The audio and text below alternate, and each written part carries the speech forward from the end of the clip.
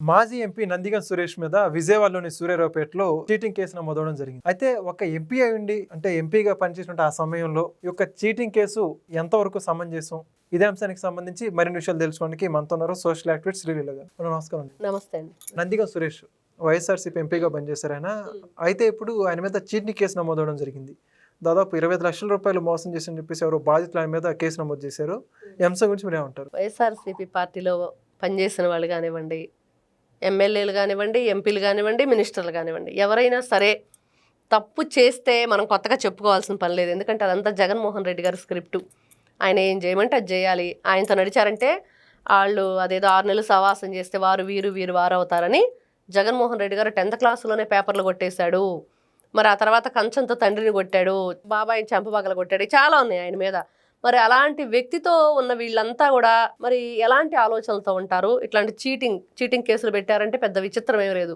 MP అయితేనేమి, ఇంకొకరు అయితేనేంటి, వాళ్ళు చేసిన పనులు, ఆలోచన విధానం. మరి వెంటనే వాళ్ళ భార్య నేను హోమ్ మినిస్టర్ అయిన తర్వాత ఒక్కొక్కరు పోలీసుల సంగతి చెప్తాను అని ఏమన్నా అన్నారా? గతంలో అన్నట్లుంది నెక్స్ట్ హోమ్ మినిస్టర్ నేనేనని, హోమ్ మినిస్టర్ ఖాయమని. ఈ నందిగం సురేష్ వాళ్ళ మిస్సెస్సే కదా ఆవిడ, బేబమ్మ.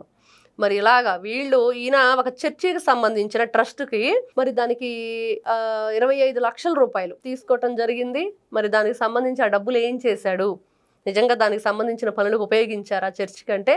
ఎక్కడ ఉపయోగించింది లేదు. మరి కాబట్టి వాళ్ళు అసలు విషయం తెలుసుకొని మరి డబ్బులు దందా ఏం చేశాడు అంటే చీటింగ్ చేశాడు, కొట్టేశాడు. కాబట్టి అతని మీద పలు సెక్షన్ల కింద కేసు నమోదు చేశారు. మరి ఇలాంటి వాళ్ళందరూ గతంలో నందిగం సురేష్ గారి గురించి చెప్పుకోవాలంటే చాలా ఉంది ఆయన చరిత్ర. ఎన్ని విధాలుగా నియోజకవర్గ ప్రజల్లో ఆయన పార్లమెంటు కింద ఉన్న అన్ని నియోజకవర్గాల్లో కూడా ఎమ్మెల్యేల మీద ఏ విధంగా ఈయన అంటే తన యొక్క క్రూరత్వాన్ని చూపించాడు, చాలా దారుణంగా బిహేవ్ చేశాడు, రౌడీయిజం చేశాడు, మహిళల పట్ల చాలా అమానుషంగా ప్రవర్తించాడు. మరి ఆ అరటి తోటలు ధ్వంసం చేయటం కానివ్వండి, అమరావతి రైతులు ముఖ్యంగా మరి వాళ్ళ మీద ఈయన చూపించిన కర్కశమైన పనులు ఏవైతే ఉన్నాయో అవన్నీ చూస్తూ వింటూ ఉంటే మరి ఇలాంటి వ్యక్తులకి మరి ఏం చెప్పాలి మనం? మరి నిజంగానే కేసు నమోదైందంటే తప్పు చేస్తేనే ఈ రోజున పలు సెక్షన్ల కింద కేసు నమోదు చేశారు. మరి ఆ డబ్బు ఏం చేశాడు? ఈ రోజున అది రికవరీ చేయాల్సిన బాధ్యత కూడా మరి ఎవరైతే ఆ బాధితులు పలు సెక్షన్ల కింద చెప్పారో మరి అది కూడా ఈ రోజున ప్రభుత్వం చేతుల్లోనే ఉంది. దాని మీద చర్యలు తీసుకోవాలి, ఇట్లాంటి వ్యక్తులకు శిక్ష పడాలి, వాళ్ళ ఆస్తుల నుంచి ఆ సొమ్మును రాబట్టాలి. అంటే ఇప్పుడు చూసుకుంటే గతంలో ఆల్రెడీ అరెస్ట్ అయ్యి జైలు జీవితం చూసి వచ్చాడు నందిగం సురేష్. మళ్ళీ ఇప్పుడు ఈ కేసులు నమోదవుతున్నాయి. దీని గురించి ఏమంటారు? ఆయన ఒకసారి వచ్చి వెంటనే తీసుకెళ్లారు, మళ్ళీ 2 సార్లు వెళ్ళినట్లున్నాడు. ఆయన వచ్చాడు జస్ట్ అట్లా బయటికి, మళ్ళీ 24 hours గడవక ముందులే మళ్ళీ జైలుకి వెళ్ళాడు. అంటే ఇంకా ఎన్నిసార్లు, ఒకసారి పొడిచిన కత్తితో అదే శిక్ష, 10 సార్లు పొడిచినా అదే శిక్ష అన్నట్లుగా ఒకరిని చంపినా 10 మందిని చంపినా అంతే. నువ్వు చీటింగ్ చెయ్యి, లేకపోతే దొంగతనాలు చెయ్యి, పిక్ పాకెట్ చెయ్యి, చైన్ స్నాచింగ్ చెయ్యి, ఏదైనా ఒకటే అన్నట్లుగా ఉంది ఈ రోజున వైఎస్ఆర్సీపీ పార్టీ వాళ్ళ పరిస్థితి. గతంలో చేసిన తప్పులన్నిటికి కూడా జగన్మోహన్ రెడ్డి గారు ప్రెస్ మీట్ పెట్టేమంటాడండి, చిన్న 2 మాటలు అంటాడు బూతుల్ని. పరకామండి దొంగతనాన్ని చిన్న దొంగతనమే కదా ఏంటంటే దానికి కూడా ఓతగా అరుస్తున్నారు అన్నట్టు మాట్లాడతాడు. మరి రేపు జగన్మోహన్ రెడ్డి గారు ఇదే మాట గురించి అడిగామనుకోండి, ఏంటండి గతంలో మీ ఎంపీగా ఉన్న వ్యక్తి మరి నందిగం సురేష్ గారు ఇట్లా 25 లక్షలు చీట్ చేశారంటే పోనీ అబ్బా 25 లక్షలే కదా ఏమి దాని గురించి అంటాడు. ఇంతే సింపుల్గా టేక్ టీసీ అన్నట్లు ఉండిద్ది ఆయన ఆలోచన విధానం. ఆయన మాత్రం కోట్లు రూపాయలు కొట్టేశాడు. మరి ఆయన అంత తిన్నప్పుడు కింద వాళ్ళు కొంచెం మరి 25 లక్షలు ఆయనకు చిన్నదానే అనిపించింది, చిన్న దొంగతనమే కదా, కొంచెమే కదా అని. కాబట్టి వాళ్ళ నాయకుడు లక్షణాలు ఏ విధంగా ఉన్నాయి, ఆయన కొట్టేసిన విధానం ఏ విధంగా ఉంది, మరి వాళ్ళు కూడా అంతే. జైలు జీవితం అనుభవించి వచ్చినా కూడా ఇంకా వాళ్ళకి ఇమేజ్ పెరిగిపోయిద్ది అనుకుంటారు. మనం చూసాం, జగన్మోహన్ రెడ్డి గారు అరెస్ట్ అయితేనే మా పార్టీ బలోపేతం అయిద్దని చెప్పి సజ్జల రామకృష్ణారెడ్డి గారు చెప్పినట్లుగా నాయకులందరూ కూడా అరెస్ట్ అయితే వాళ్ళకి పార్టీ బలోపేతం అయిద్ది. మనం ఇదిగో మా మీద అమానుషంగా కేసులు పెట్టారు, అన్యాయంగా లోపలేసేసారని చెప్పేసి 4 అబద్ధాలు చెప్పుకొని ఎలివేషన్స్ ఇచ్చుకోవచ్చు. చేసిన తప్పులన్నీ కూడా వెళ్ళిపోతాయి ఎటో. కాబట్టి ఇట్లాంటి వ్యక్తులు, ఇలాంటి ఆలోచన విధానం ఉన్న వ్యక్తులు మరి ఎన్ని తప్పులు చేసినా కూడా వాళ్ళకి ఏ కోసైనా కూడా జ్ఞానం అనేది రాదు, తప్పు చేయకూడదనే ఆలోచన ఉండదు. జగన్మోహన్ రెడ్డి గారు సపోర్ట్ అందులో వీళ్ళందరికీ. పైగా తప్పులు చేసి జైలుకి వెళ్ళి పార్టీ బలోపేతం అంట. కేసులు ఇవన్నీ జైలుకి వెళ్ళి వచ్చినందుకు సపోర్ట్, లేకపోతే వాళ్ళు కష్టకాలంలో ఉన్నారనే సపోర్ట్ ఏ రకంగా అంటారు? ఆయన సపోర్ట్ దేనికంటే కొట్టేయటానికి, డబ్బులు కొట్టేయడానికి సపోర్ట్. కష్టకాలంలో ఉన్న వాళ్ళని అస్సలు పట్టించుకోడు పొరపాటును కూడా జగన్మోహన్ రెడ్డి గారు.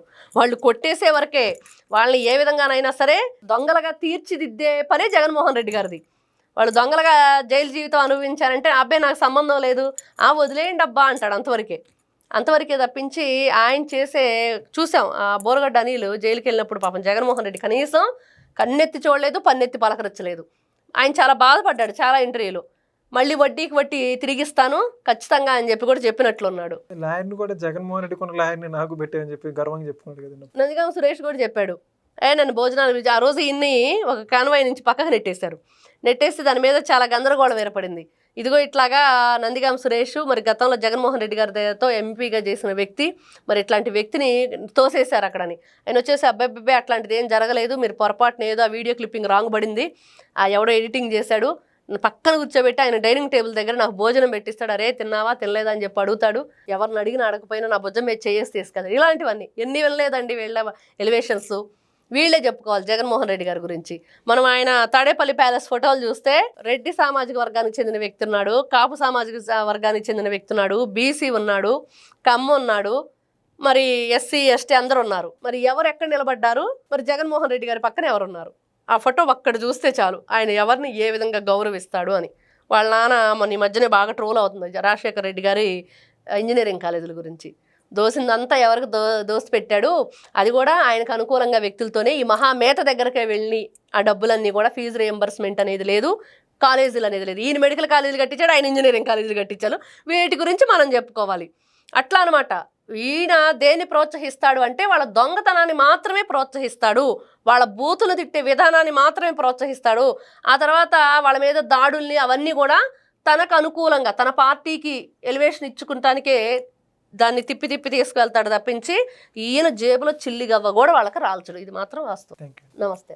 Please subscribe to Leo news for more videos.